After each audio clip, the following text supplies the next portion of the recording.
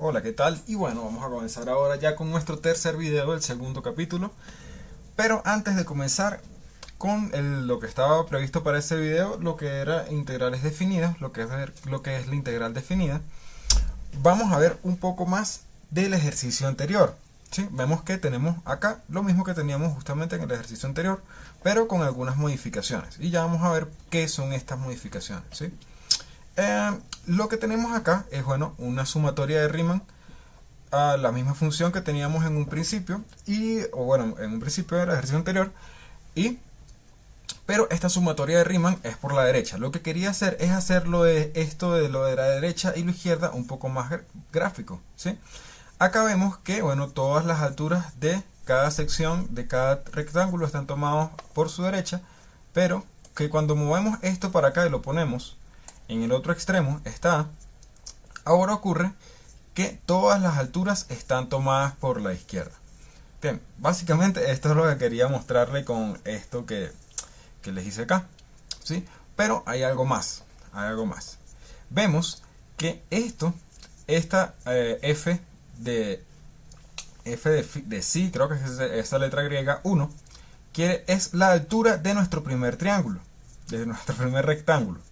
Bien, y vemos que, a fin de cuentas, lo que hacemos cuando calculamos por la derecha o por la izquierda las sumatorias de Riemann, lo que estamos haciendo es tomar diferentes aproximaciones. En este momento, para este ejercicio en particular, ocurre que nuestra curva es totalmente simétrica, ¿sí? Por lo que si calculamos por la derecha y por la izquierda, vemos que tenemos lo mismo, solo que volteado. De manera que si nosotros calculamos la sumatoria de Riemann por la derecha o por la izquierda de esta, lo que vamos a obtener al final es exactamente el mismo número, el 1.52 ese que obtuvimos en el video anterior. Ahora, ¿qué ocurriría si nosotros quisiéramos tener otra aproximación?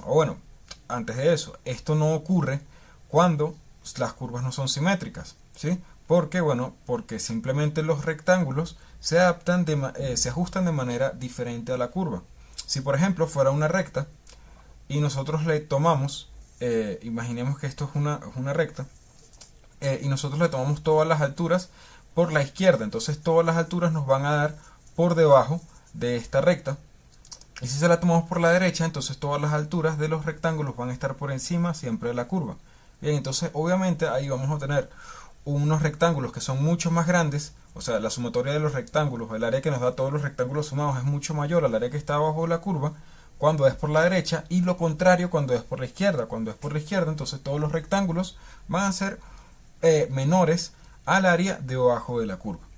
Bien, entonces esto lo que nos da son diferentes aproximaciones. Algunas se ajustan mejor que otras. Pero no solo es eso, sino que a lo que les estaba comentando acá de este f de psi 1. Vemos que a la derecha f tiene el valor de 0. Este x es justamente el psi 1. ¿Sí? Porque esto lo que es la coordenada, solo que no lo supe ajustar aquí en el GeoGebra para que nada más me aparezca este valor de la altura. Bien, pero tomemos nada más este segundo par ordenado. Vemos que cuando está a la izquierda es 0 y la altura cuando está a la derecha es 0.6. ¿Sí? Lo que tenemos que es justamente la primera altura del ejercicio anterior. Pero ¿qué ocurriría si nosotros tomamos un valor intermedio por acá? El asunto es que también nos sirve, ¿sí? También es un valor válido. Si yo tomo el del medio, también me sirve, solo que es otra aproximación, ¿sí? Y ya lo que tendríamos que calcular sería, si quisiéramos calcular esta sumatoria de Riemann que aparece acá, entonces tendríamos que calcular nuestra función o nuestra sumatoria de Riemann igual, solo que con una modificación. La altura ya no sería ni por la izquierda ni por la derecha, sino que sería sería psi 1, psi 2, psi 3, y estos a fin de cuentas son el valor que está entre cada uno de los extremos de los segmentos. En este caso sería, el valor que está entre menos 1 y menos 0.8 es menos 0.9, entonces es justamente este que me aparece acá, menos 0.9, y tendría que calcular entonces la función con este valor por x. acá, bueno, sería menos 0.7 y así sucesivamente todos los valores que están en la mitad de cada uno de los segmentos. Bien, y bueno, ya sin más nada que decir del ejercicio anterior, pasemos a la nueva materia. Muy bien, entonces ahora sí entremos en materia con lo que son las integrales definidas. Y veremos cómo esto se relaciona con todo esto de calcular curvas que hasta el momento no parece tener nada que ver con lo que son las integrales, o por lo menos con lo que vimos integrales al principio. ¿Sí? Entonces, bueno, antes de eso, sí, hay un poquito más de teoría antes de todavía llegar a las integrales, pero les prometo, no es mucho, ¿sí? Entonces, lo primero que nos vamos a hacer es, teniendo en cuenta lo de los ejercicios anteriores y lo que dije hace un momento, es que vamos a hacernos las siguientes preguntas. La primera, ¿qué ocurriría cuando n aumenta? Para ver esto, ¿qué ocurriría? Recordemos que n va a ser el número de cuadros que tenemos en nuestra gráfica. El número de cuadros que tenemos en nuestra gráfica ya. ¿Sí? Recordemos que tenemos una gráfica así, aquí vamos a tener una cantidad de cuadros adentro. ¿Sí? Si son 4 cuadros como acá, entonces n sería igual a 4. Y que cada cuadro que nosotros metamos, o sea, si queremos que sean 6 cuadros en vez de 4, entonces tiene que ocurrir que todos entren dentro de esta sección de donde queremos calcular la curva. ¿Sí? Y no importa si estos cuadros tienen el mismo tamaño, eso no va a ser nada importante de momento. Sí, y bueno, de momento no, sino que esto no es importante para calcular estos cuadros. Sí, y que ya vemos que tampoco es importante si los tomamos por la derecha o por la izquierda. Por lo importante acá es que n va a ser el número de cuadros y que queremos ver qué pasa cuando estos rectángulos que están adentro aumentan. Y bueno, para esto he conseguido por ahí por internet una pequeña gráfica que bueno, no hice yo en GeoGebra, una aplicación bastante didáctica me parece a mí, la cual nos permite ver esto, ¿sí? Bien, entonces tenemos que esta es la aplicación de GeoGebra. Vamos a ver esto acá. Esta aplicación, vemos que lo que tenemos es la misma curva que teníamos en el ejercicio anterior. Esta de acá, raíz cuadrada de 1 menos x al cuadrado. Y bueno, recordamos que esto, a fin de cuentas, nos tiene que dar la siguiente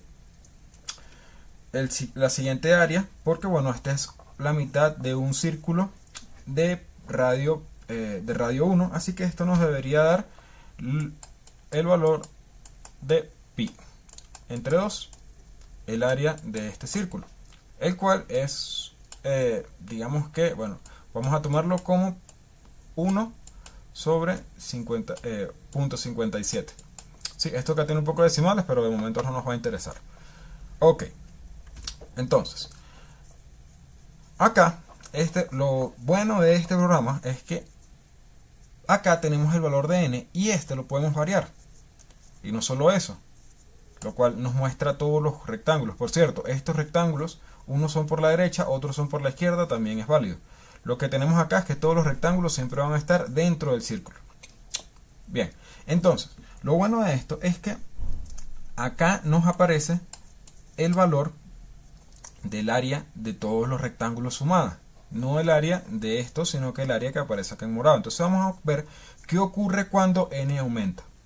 Vemos que n aumenta 8, aumenta un poco más, aumenta un poco más, aumenta un poco más.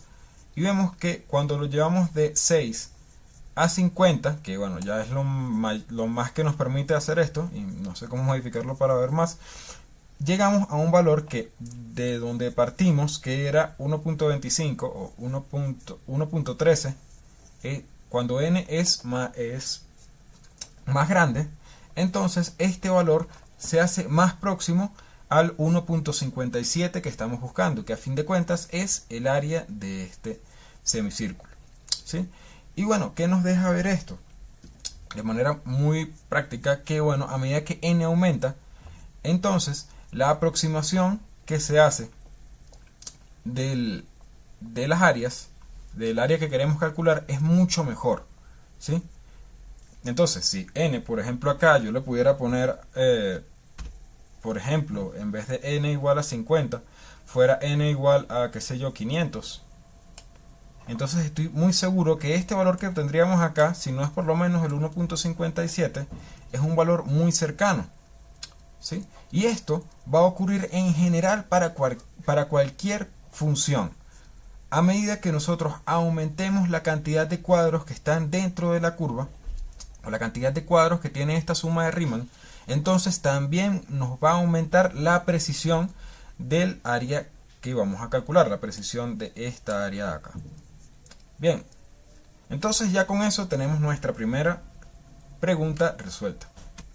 Tenemos que cuando n aumenta, la aproximación mejora, en pocas palabras. Y podemos llevar entonces esta pregunta a un grado mayor. ¿Qué ocurriría si n se vuelve muy grande? ¿Sí? Digamos que se hace infinita, se hacen demasiado, un número 500 se queda pequeño, pues un número extremadamente grande.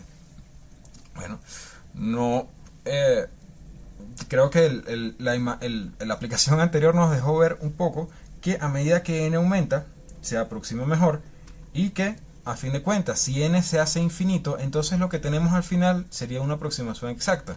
O sea, no sería una aproximación, sino que lo que tendríamos sería exactamente el área debajo de la curva, ¿sí? Entonces, sencillo, simplemente si nosotros queremos calcular el área bajo la curva a través de estas sumas de Riemann, lo único que tenemos que hacer es que n sea infinito. ¿Pero cómo hacemos eso?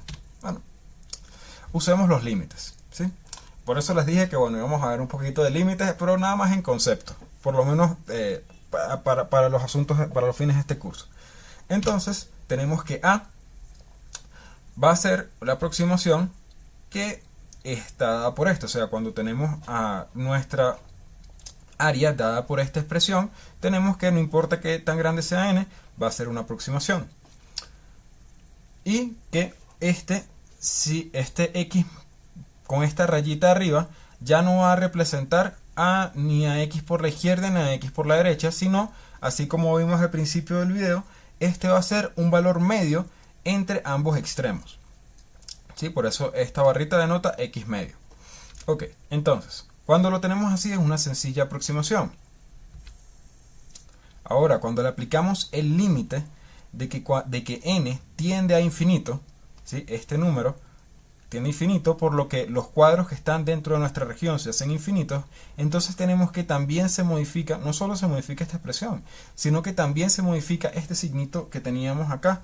Ya dejó de ser lo que teníamos en esta ecuación anterior, que era un aproximado, y pasa a ser un igual. Entonces lo que tenemos es el área bajo la curva justamente. Y bueno, veamos entonces qué consecuencias puede traer esto. El asunto es que todo el cálculo integral nació de esto que tenemos acá. Hasta creo que 1700 por allá, si mal no recuerdo, no, mentira, antes de Newton, creo que fue antes de 1500 por allá. Para calcular áreas debajo de las curvas se aplicaba algo como esto, ¿sí? Se aplicaba el límite a esta expresión de acá. Recordemos que bueno, en cálculo podemos aplicar el límite a varias cosas por ahí, a varias funciones, y lo que se le hacía era que se le aplicaba el límite a esta expresión para calcular el área debajo de las curvas. Ahora, bien, lo que ocurre es que cuando nosotros aplicamos este límite, entonces esta de acá nos va a cambiar. Por cierto, esto yo porque no pude conseguir cómo escribirlo, pero en la mayoría de los textos, cuando se escribe la diferencia entre una cantidad y otra, se hace a través de un triangulito x sub y, ¿sí? Esto quiere decir lo mismo que esto de acá. Entonces este triangulito que teníamos acá, cuando se le aplica el límite, se convierte en algo más, y es que se convierte en un diferencial, una diferencia infinitesimalmente pequeña, o sea, infinitamente pequeña, pero que siempre es diferente de cero, ¿sí? Eso, por este lado es lo que tenemos. Cuando le aplicamos el límite, esa diferencia se transforma en esto. Y esta expresión de acá, ¿sí? Esta sumatoria que tenemos acá, entonces se convierte en otra cosa.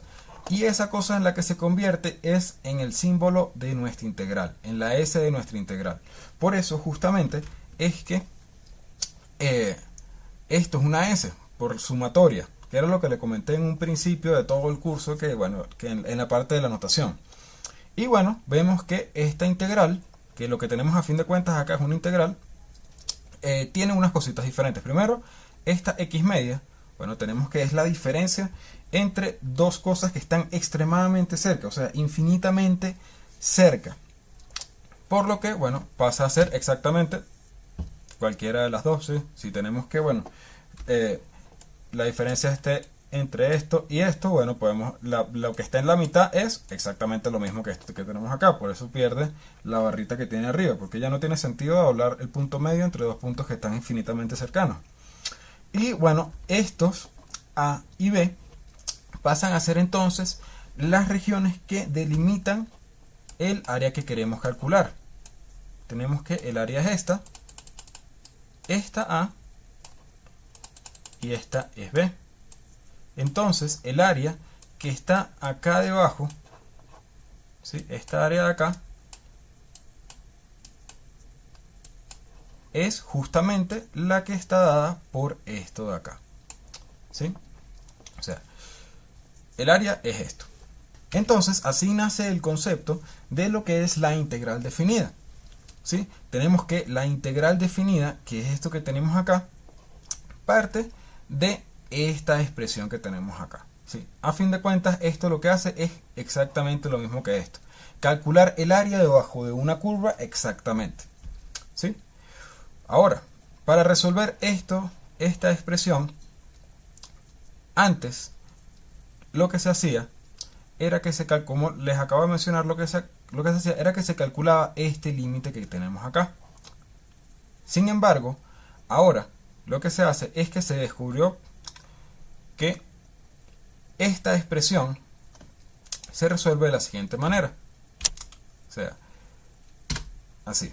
No diremos todavía por qué, pero el asunto es que esta integral va a ser, recordemos que si recordamos la solución de una integral sin tener ese a y ese b arriba, era esto de acá. F de x iba a ser igual a una f que vamos a llamar primitiva de la función más una constante. Bien, en este caso no le vamos a parar a la constante, y lo que vamos a tomar es que vamos a tomar a nuestra solución de la integral, la vamos a evaluar en nuestro punto A, y en nuestro punto B, y lo vamos a restar, ¿sí? Esto lo que quiere decir es que simplemente esto y esto es esta misma expresión evaluada en B y en A y restados, ¿sí? Y bueno, ya eso nos soluciona la vida, porque es que resolver los ejercicios a través de este límite, calcular el área a través de este límite es algo extremadamente complicado y complejo, ¿sí?